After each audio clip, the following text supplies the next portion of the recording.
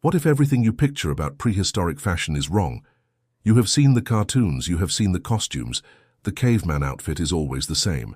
A ragged animal hide thrown over one shoulder, a club in one hand, maybe a tooth necklace and messy hair. It is the Halloween version of history minus the accuracy. But stay with me, because the real story of what ancient humans wore is so much smarter, more creative, and way more advanced than anyone gives them credit for. By the end of this video, you will never look at a so-called caveman the same way again. Before we go deeper, a quick heads up. If you want more mind-twist myths versus facts, videos like this, hit subscribe and let me know in the comments what country you are watching from. I am curious how many corners of the world are here, uncovering the truth with us. Now let us rip off the cartoon fur costume and walk into the real past. Imagine a world 20,000, 30,000, 50,000 years ago. Ice Age winds cutting across giant plains, massive animals roaming the earth, humans living in caves or shelters made of bone and wood. You might assume they just wrapped themselves in a dirty fur and hoped for the best. But archaeology says otherwise. The truth begins with a clue so tiny you could miss it: a sewing needle made of bone. Archaeologists have found needles in places like Siberia and France, and they are not crude sticks. They are shaped, polished, and even have little eye holes to pull thread through. Some of these needles are more than 50,000 years old. Let that sink in. These were people who not only dressed themselves, but stitched, fitted, and shaped clothing long before history books even begin.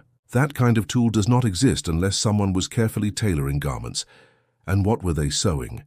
Not just random scraps of fur. They used hides from reindeer, bison, foxes, and even birds. They layered materials and sometimes combined different textures in one outfit.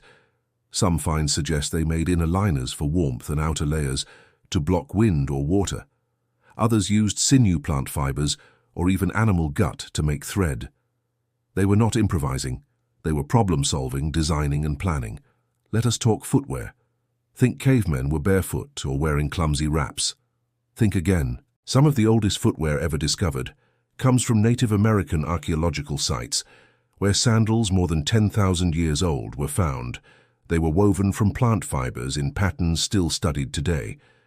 In colder climates, people made fur boots with insulation stuffed inside. Modern replicas of these Ice Age shoes were even tested by researchers. And guess what? They worked better than some modern hiking boots. Jewelry also tells a story of intention and identity. Archaeologists have found beads made of shell bone and ivory worn on clothes or as accessories. Some pieces were dyed with ochre or carved with patterns. On the surface, these look decorative, but think about what that means. You do not accessorize unless you care how you look and how others see you. Clothing was not only about warmth, it was about status, community, attraction, and identity. Even in prehistoric times, here is where most people get surprised. There is evidence that prehistoric people tanned hides using plant materials, animal brains, and smoke to make leather softer, more flexible, and longer lasting. Tanning is not a basic skill. It takes time, patience, and experimentation. These were not wild guesses. They were technicians working with chemistry and heat without ever naming it. And what about color? You picture brown, gray, and more brown, right, wrong.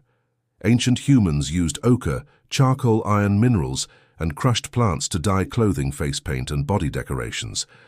Some clothing fragments have even shown traces of pigment. The ability to color fabric means taste, pride, and personal style existed long before fashion houses were born.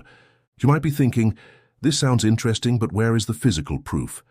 Clothing decays faster than bone, which is why we rarely see entire outfits. But the clues are there. In caves, in cold climates, in dry deserts, anywhere, decay slows down. In Russia, the site of Sungir revealed beads sewn into clothing patterns that show long coats, leggings, and hats. In Denmark and Germany, prehistoric bog bodies were found wearing woven cloaks and caps. In the Czech Republic, figurines known as the Venus statues show details of headbands, skirts, and woven accessories carved into their bodies. These are not accidents. They reflect what people actually wore.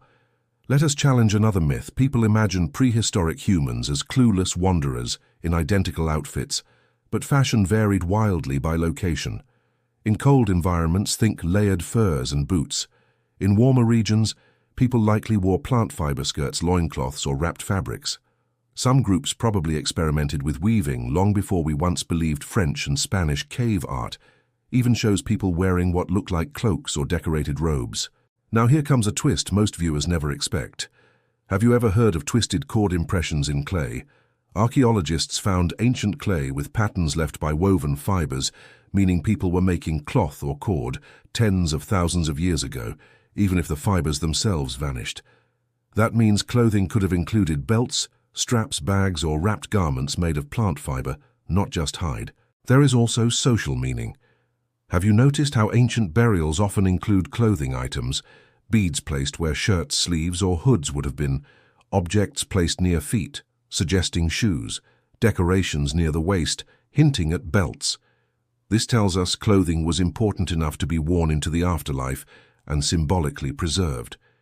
Here is a story that will make you rethink everything.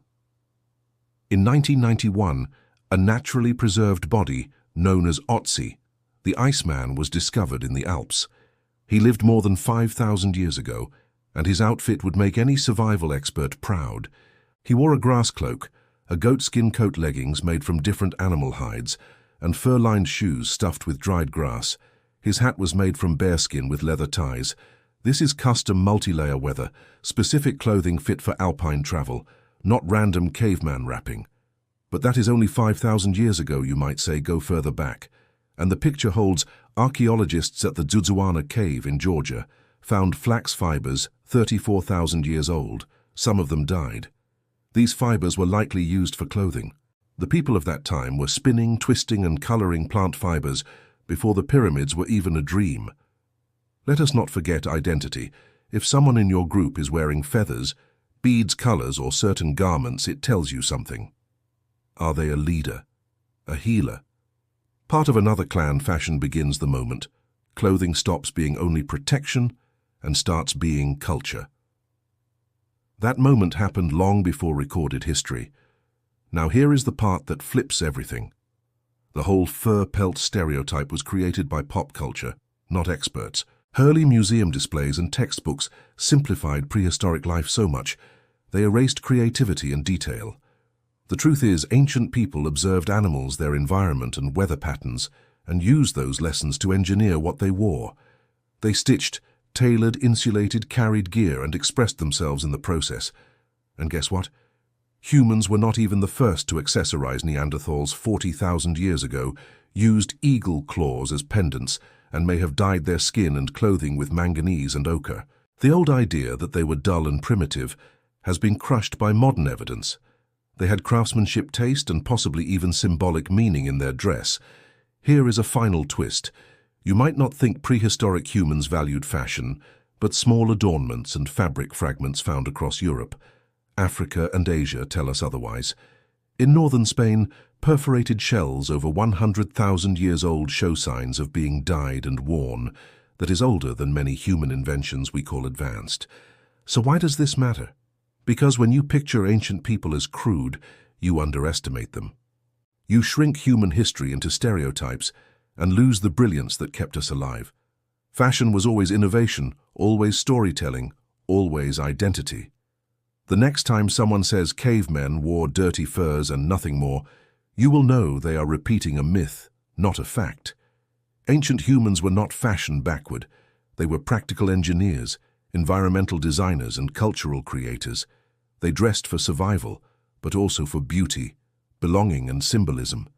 They were colder, hungrier, and less equipped than us, yet they made clothing that worked in blizzards, deserts, forests, and coasts. If you have made it this far, you now know the truth.